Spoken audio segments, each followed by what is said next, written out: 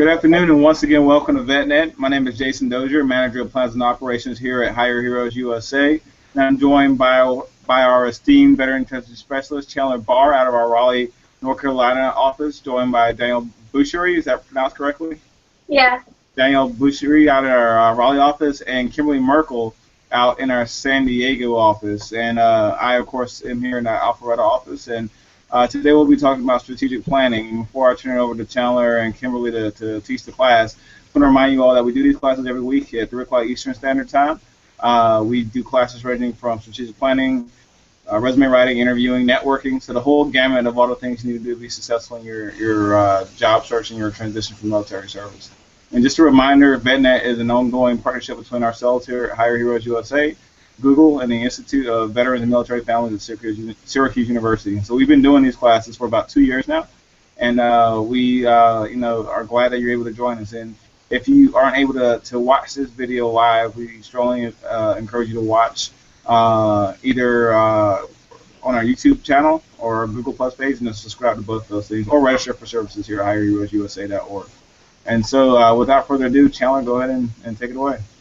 Hey, thanks, Jason. Once again, I'm Chandler Barr out here in the Raleigh office, joined with Danielle. She's going to be sitting in on this today, going over the strategic planning class. A little bit about me. I come from a background in the Marine Corps. After college, I joined the Marine Corps, was an EA-6B Prowler airframe inspector, and had a great time doing that. Got out at the very end of 2013, made the transition.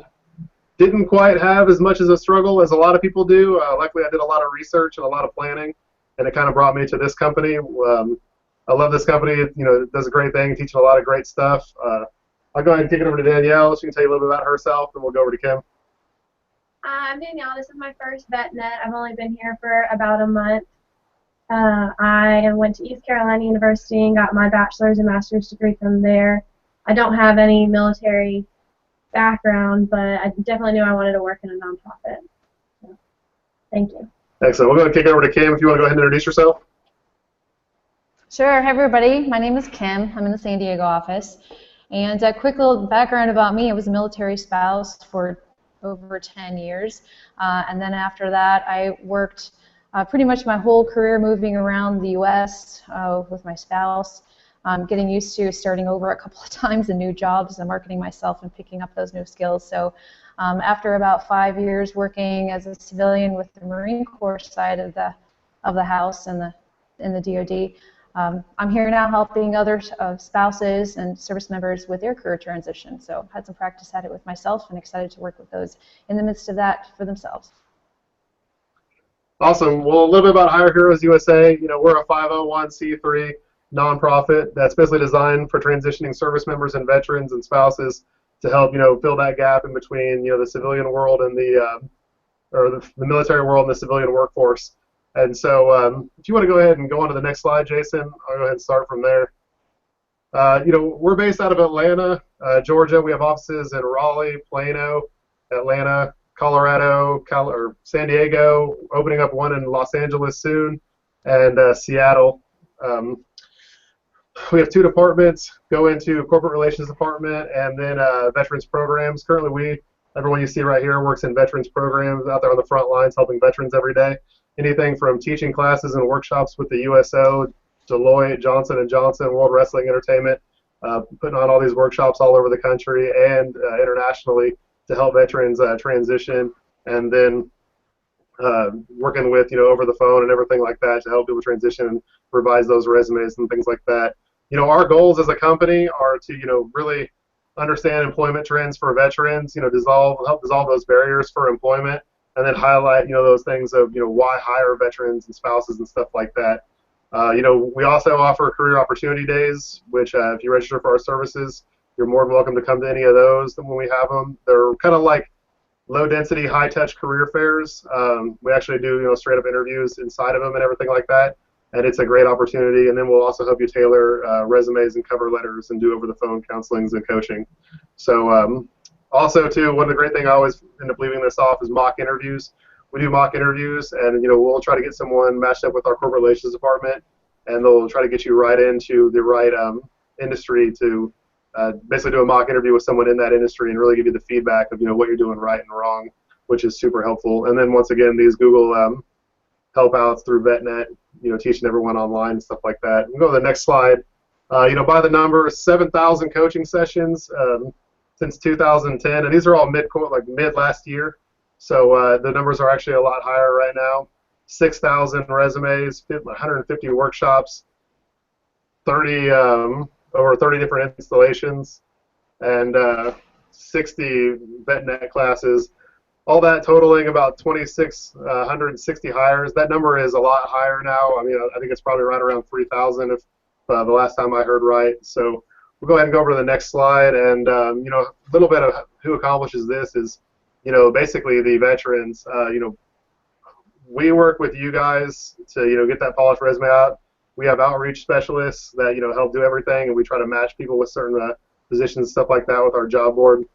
But this basically is where it kind of goes in. We'll coach you through your day to hire. Once you go through our services, we don't leave you until it's time. Until you tell us goodbye. We make sure that you're there. We'll assist you in everything that you need. So, Kim, you have anything to add on this one? Just kind of to reemphasize the point that all of our services are highly personalized. So the strategic planning class is just one of the many things that we do, and it's all customized to the individual. Awesome. Well, we can go ahead and head up to the next slide.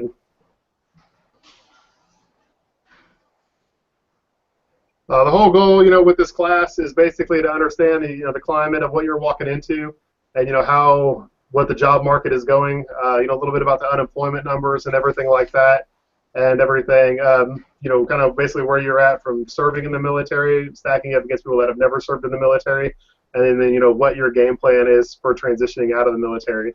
So we can go ahead and click over to the next one, and we'll get this going.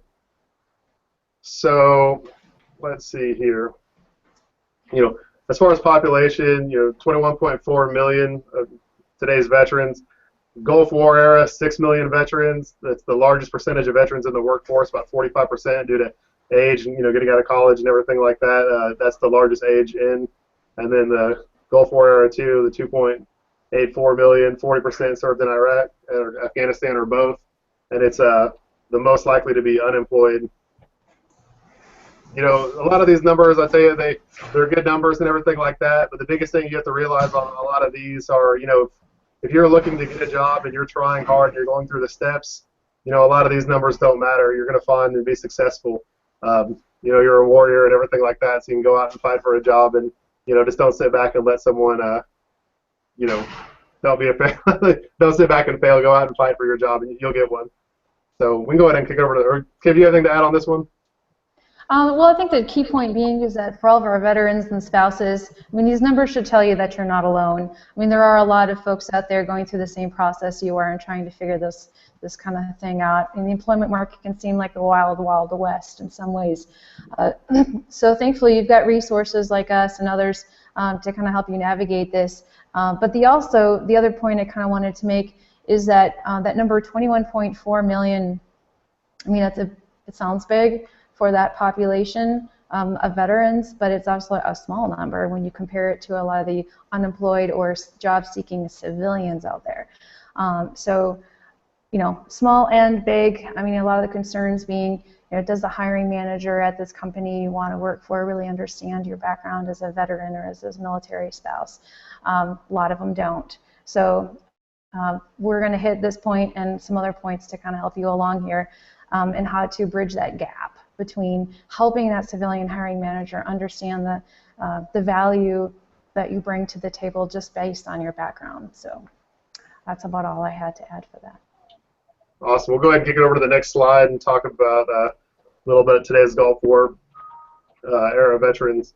Resident-wise, it does depend on where you live. You're part of the 1% of the population, but when you stay in an area that has high rates of military, such as right around Fort Bragg or right around Camp Lejeune, where you have a lot of people getting out, that experience is a lot more common. You have a lot more people looking for jobs in those areas, so employment is harder. If you reside in Alaska, North Dakota, or Virginia, they have some of the highest employment rates for veterans. Virginia, obviously, due to Quantico and the base and all the bases and stuff around there employ a ton of veterans. North Dakota, has huge industry and oil fields and everything like that, and same with Alaska, and they're employing a lot of veterans. Education. Education is key in today's world. Employment's higher for Gulf War, or unemployment's higher for Gulf War veterans with an associate's degree or less in comparison to non-veteran. A lot of that's based on age and experience in the direct industry that you're in as well. So, education is key in this world. Industry, Gulf War era veterans are two times as likely to work for the government than a non-veteran.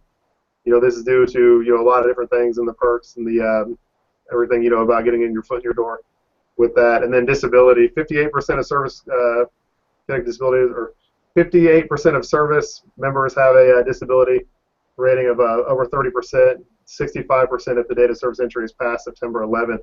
So there's a lot of people out there that have disability ratings and stuff like that. It's not stopping them from working. So make sure you're not advertising you have a disability or anything like that, and you're out there kind of looking for a job. Kim, you got anything to add on that? Maybe just kind of a quick little example. I mean, these are all items, these are all points, residence, education, industry, disability, to take into consideration with your planning of your career transition. And, for example, with residence, yesterday I was talking on the phone with a veteran who is in northwest Arkansas, right in the middle of all the mountains and the Ozarks and everything there, and he had previously left New England areas after retiring from the Marine Corps. So he made this second move to Arkansas, and he's really worried now with this move because he's in a small town. There's nothing but small towns around him. His commute, he was talking about, was willing to make an hour and a half commute. And when I looked on the map, there was not even any kind of major metropolitan area for him to commute to. So his job prospects are really limited by virtue of where he happens to choose to live right now. So he was one who was definitely open to relocating when I was working with him. So kind of one point to take into consideration, that if your idea to move back home to be with family to help with your career transition might sound like a good idea, because you'll have that support network, but on the other hand, you might have to reconsider that if it's not in an area that has a lot of opportunity. So that's just one element of one thing to consider with your planning. Very good point, Kim. And once again, if you have a special circumstance or a situation like that and you want to reach out, my email's at the bottom of my signature block right here, and so is Kim. So if you have any certain questions offline about your special circumstances or cases, feel free to shoot one of us an email, and we'll definitely help you with that. We can go ahead and kick it over to the next slide. We'll talk about some unemployment rates. In 2013, veterans actually were lower than the national average, and this is veteran in a total term, 6.6 compared to 7.2 for the national average. But with that being said, Gulf War era, they 9.0, 10.9. Why are these numbers higher? There's some barriers to employment that we can talk about here coming up on the next few slides. But once again, people are hiring veterans, and they value the experience that veterans are bringing. So really, you just want to make sure that you're out there looking and working and fighting for it, and you'll get hired in. So we go ahead and kick to the next one. We'll talk about those barriers to employment. So, a little barriers to employment, a lot of it, lack of understanding how to, market yourself, some unrealistic expectations. This is a big one that I see a ton, is the unrealistic expectations. You got a lot of guys that, they come in and they started in the military, not making very much money, and they've rose to a certain level, and they expect to keep that level and move directly into that exact counterpart in the civilian world. And while they have the work experience, they have not been getting the educational experience to go along with it to really, put them over the top. And they're competing with someone that has the education and also has been doing the civilian same job and everything like that. So, it's hard like that with your expectations. With that as well, military jargon and things like that. When you're writing your resume and you write, staff NCO IC, a lot of people don't know what that means. So when, they're not understanding your resume, they're not looking at it. They get confused and they end up just throwing it away. Stereotypes and social stigmas. Every veteran's got PTSD. That's a huge stereotype, and it's going away. Slowly but surely, it's going away as more veterans enter the workforce. Everything is getting looked at a little bit different, so where they're like, man, these guys are great employees. They're doing a great job. We got to keep hiring them. But there are still with certain companies and definitely in certain areas of the country that you're looking at that have certain stereotypes. And then other disadvantages and things like that. I'm sure Kim can fill us in on some more that she's seen. Well, I think the first one, and maybe just first in my mind, because I was just speaking with a veteran with this, is underestimating the time or the amount of work, sometimes the preparation that goes into yourself ready for the employment market and talking with those hiring managers in an interview session. So, I mean, you can have people help you with your resume and decoding some of that military speak and getting those acronyms out of it. But it's more than just getting something good than on a piece of paper. I mean, it's making these new terms or more civilianized terms a part of your natural speaking. So when you have that interview, it comes across more naturally, so that you don't seem like such an alien maybe in that more civilian culture with that company. So it's a mental process that takes time to adjust. It's really tough. I mean, if you can jump from active duty into a job, to a civilian job the next day, that's ideal. That's what everybody's usually gunning for. But that only happens because you've done your proper preparation for it and kind of getting your head kind of turned around, screwed back into this civilian setting and civilian world. So we're talking kind of in generics here and in some specifics with giving you some background on this planning. And strategic planning really is only just developing your own personal customized plan. Hire Heroes USA, Chandler and I can help you with that kind of thing. If you're scared, you don't know what the time frame's like. But really, it's the point being, I'm trying to make this long answer, but is that it's going to take more time than you think. So don't put yourself at a disadvantage by starting too late. And if it is already kind of late in the game for you, to really immerse yourself in the process. So. All excellent points. I forgot two things that I wanted to bring up. Was one, salary. A lot of people that I work with and talk to and things like that, I ask them the simple question of how much are you looking to make? And they say, well, I don't know. I have how much I'd like to make, but I don't know if that's realistic. I'll ask them, well, how much do you need to make to cover your bills and live comfortably? And a lot of them don't know the answer to that question. They don't know how many bills they have. They don't know if they can accept an offer of 40 and make payments on all their bills, or if they need 50. So it's one thing, when it comes, close to getting out and things like that, you really need to, look at your budget and look at exactly where you are, in your finances to where, hey, how long can I be unemployed for? How much do I need per month to pay bills? So if someone offers me, $40,000, is that going to pay the bills or is it not? Can I accept that or can I not? And then at the same time, you got to have a plan for what kind of position you want to do. Are you looking at positions that only pay $35,000 but you need 40? That's going to be a tough sell. You got to know what the position you're looking for, and what the pay is going to be and if that's acceptable for you. I also get a lot of guys that get out of the military and I ask them, what do you want to do? And they say, I don't know. You got to have a plan. If you don't have a plan, that's the first step in planning to fail. So you really need to make sure that you have a plan. It's something that you're working forward to. You're putting the steps in place to get to the right thing. So we'll go ahead and kick it over to the next one, though, and talk about some advantages to employment of veterans. So let's see here. Advantages to employment.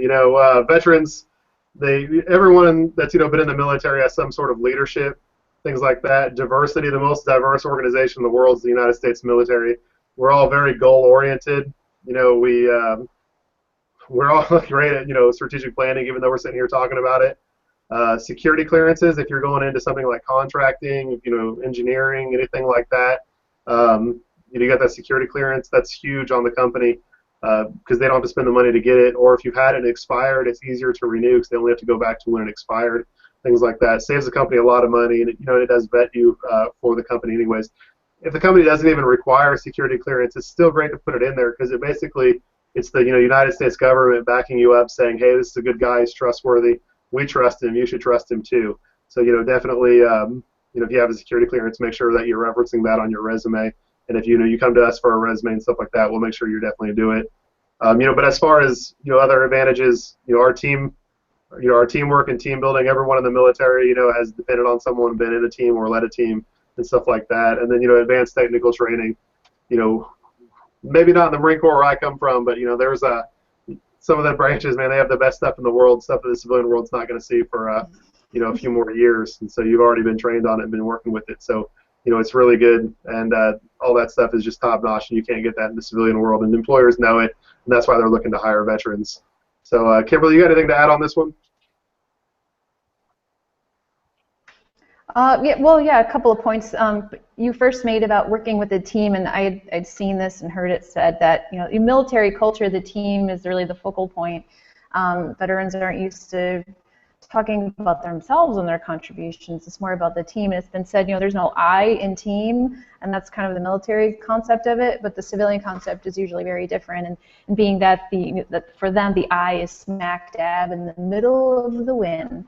So it's a really big culture shift from one thing to another, but that team mindset is going to be very attractive to the hiring managers, and it's built in, it's ingrained. So that's a huge advantage.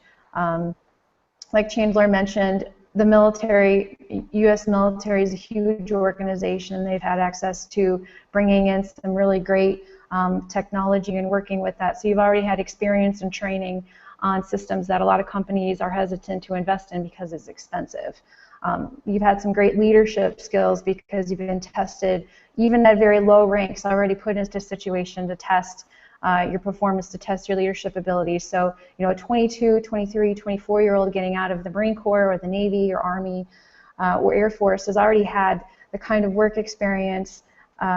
Their peers, the 22 to 24-year-olds getting out of college, I mean, the experience is going to definitely come weigh heavily in the advantage for the veteran with that. So, getting the mindset. I'm going to touch on this again. As I mentioned earlier, the mindset of your competition out there in your career transition, you're competing with your peers who are civilians. So they've been doing this process before, and this is your first time. So you're already, I guess, sort of like behind the 8 ball on that, so you got some catching up to do. On the other hand, knowing and identifying and understanding your strengths and the advantages like the ones we just mentioned, and really marketing those out there so that people can understand that what you can bring to the table, and it's going to get them excited. Excellent. All good points. Go ahead and kick over to the next slide, Jason, and we'll talk about this is Mr. Blanks, the vice president of the human resources for MGM Graham Detroit. He said when you hire a veteran, you get an individual who has high integrity, a high sense of honor, and who wants to do their very best. This is stuff that this is just ingrained in veterans, and this is something that employers know it. Like I said, they're wanting to hire veterans, and they see it right here. I mean, that's why this company right here is looking for veterans. So we can go ahead and kick it over one more, and we'll talk a few more about some advantages. So, once again, a lot of this stuff we've already went over. Advanced team building skills, technical training. Some of the most advanced equipment in the world comes right from the military. High level resiliency, entrepreneurial. Always coming up with new ideas and how to get the job done and everything like that. So, once again, employers, they're identifying these traits about why they should hire veterans. So these are all things that you should be playing to your advantage. Kim, you got anything to add on this, or do you think we've covered it pretty well and go to the next one? I think we've covered it pretty well. The key thing is just those high levels of resiliency pop out. We have a lot of times veterans have the confidence they can get the job done. Just tell me what needs to be done, I'll figure it out, whatever the conditions are, and that's highly desirable. So, wanted to hit that one more time. Excellent. Let's kick it over one more. We'll talk about some military spouses real quick. The advantages of hiring military spouses, adaptable, flexible, hardworking. I'm actually going to go ahead and kick this one straight over to Kim because she was the military spouse. So I'm sure she can provide a lot more information, about military spouses. So Kim, go ahead and, you can go ahead and just take this one. All right, Chandler, you kind of read my mind because I got really excited when I see this slide every time. So yeah, spouses are usually, I haven't really had a very high level position. Your career progression is usually probably, there's gaps in it. You're not following a very strict climbing a ladder, so to speak, because you've had to move around. I mean, I think I actually counted, and I've had 23 different jobs since I was 15 years old. And a lot of that is because I moved around so much when I was a spouse, and it meant starting over. So that process of that many jobs and adapting to different work environments, different cultures in the work environments, different parts of the country, even overseas, you've been stationed overseas. So that adaptability is really important. So that means that you can go into a situation, figure it out pretty quickly, how to navigate it, what's important, what needs to get done, and then get it done.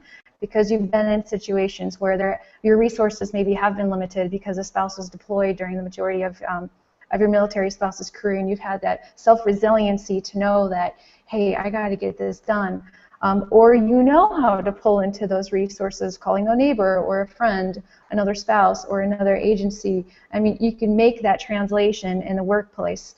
And those are highly valuable, highly marketable aspects. And that's something that you shouldn't be apologizing for having been a military spouse. I mean, you can explain that in a cover letter or indicated somehow on your resume, and we can help you with how to communicate that to explain away those gaps. Or we come up with a different format of a resume entirely so that those gaps aren't as evident or obvious to somebody who's reading it. But these are all things that I get excited when I talk to military spouses, because they're usually so much more capable than they think they are. And until I start to show them, like, look, this is what you did here and here and here, and then they start to see it, and it opens their eyes, and then this new confidence comes up. So that's something that if you're a military spouse or you're married and you see your spouse struggling with this kind of thing, give them the encouragement and help them point this out, because these are all strong points that employers really get excited to see, because it's contagious for the other employees to catch on to. Excellent. Very well covered. We'll go ahead and kick it over to the next one and talk about legislation and law. Hey, I'm not a lawyer, neither is Kim. Hire Heroes USA, we're not a legal authority on any of this stuff. This is the biggest thing. You got to know your own rights. You can study all these things over to the right, know your responses and everything like that. And the biggest thing, is just look up, and if you think you've got a question or anything like that, consult with someone that maybe an attorney or a lawyer, or look it up and any of this stuff. We'll go ahead and kick it over to one more, and we'll approach the transition. Recognizing barriers in today's, and your advantages in the workforce. Anything, like I said, from what those employers are looking for to maybe some barriers that you might have, like if you didn't finish your bachelor's degree yet or anything like that, and how we can help bridge that gap maybe with your experience and stuff like that. Once again, I think one of the biggest one is identify those professional goals, those career fields, those job markets, everything like that, where you're going. Like I said, I get a ton of people that I talk to, and I say, what's your goal? What do you want to do? And they say, I don't know. If you don't have a plan and you can't focus on the plan and focus your goal to get somewhere, without a plan, you're planning to fail. So once again, make sure to get that plan. And then, consider your education. Everyone should have a GI Bill.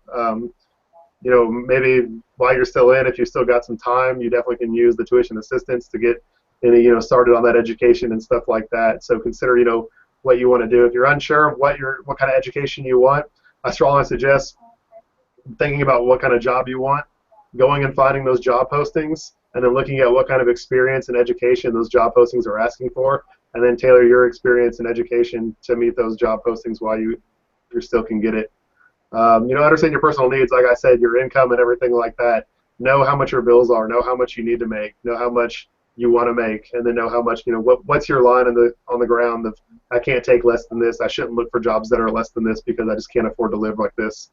And then, once again, stay realistic, keep an open mind, expand your network, be on LinkedIn, network with everyone you know. You'd be surprised how many times that I've, heard of an officer getting in a job from some E4 that they knew, or vice versa, anything like that. Once you get out, there's no more 06 and E2. It's all, everyone's a civilian and everyone can help each other. So, definitely think of all these things, and once again, just have that plan to help you transition into the civilian workforce. Kim, you got anything to add on this one? Just 2 points, really. The one is going through this planning, the strategic planning concept really is for identifying those gaps. You know, where are we okay? Where, you know, if you're married spouse or even if you're single, you know, where are you strong at? Where are you weak at? And then coming up with a plan to cover over that. And the second point being is what Chandler last just talked about, is your networking. It's something that veterans are not accustomed to doing because their career progression is pretty much planned out for them. If you do X, Y, Z and check those boxes, you will progress and get promoted. Definitely not the case in the civilian world where, but to your advantage is that having, you know, being a veteran is, it's a huge advantage. When civilians know that you're a veteran, you're in the workforce, you can actually use that. People want to be able to help you. You just spent the last 13 years at war. You're still always going to be overseas engaged. Military service members and veterans are among the most highly regarded population in the U.S. And civilians are still trying to figure out how to support their troops or support their veterans. You know, beyond just putting the sticker on their car or saying they support the troops. But these are small things that everyday people can do to help you out. It's just say, hey, you know, I'm getting out of the Air Force. I want to move into maintenance management with heavy equipment, and that gives somebody, you know, within your circles on LinkedIn, with neighbors, with former colleagues, something to go on. They want to be able to help you, and that's something you can definitely tap into. Just give them enough of a direction. If you say anything, oh, I'll do anything so long as it pays, you know, 40 grand. I mean, their eyes are going to glaze over because it's just not enough direction. Just imagine being in their shoes and somebody asking for help, and they, you know, what do you need? Oh, whatever. You know, that doesn't work. But if you can tell them something pointed, you know, something specific. You know, I want to work with a company, a small company, 100 employees or less. I mean, however you can define it, and there are ways you can go through to assess what you prefer and what you don't. There's lots of tools out there. But knowing and then being able to communicate to people, they will do some networking for you, and they want to be able to help you. So definitely take advantage of that. Excellent. That's all I well got. Put. Yeah. Awesome. We'll go ahead and click it over to the next one. You know, summary, this is basically the strategic planning class is kind of the first of the 4 classes we teach at the normal workshops, you know, followed by resume writing, networking, and job searching, and then interviewing. If you need help with any of those stuff, you know, feel free to reach out to myself. Once again, my email's at the bottom of the screen, and then Kim Raquel as well. You can kick over to hireheroesusa.org and register for services, or you can also watch these classes on our YouTube channel. As well. So if you want to go ahead and kick it over to the very next one, and other way, there we go. And so since we don't have anyone in with any questions right now, but once again, you know, thank you for watching. If you have any questions, feel free to you know, write me an email, or Kim as well, or register for services online, or watch any of our other videos on YouTube. Thanks.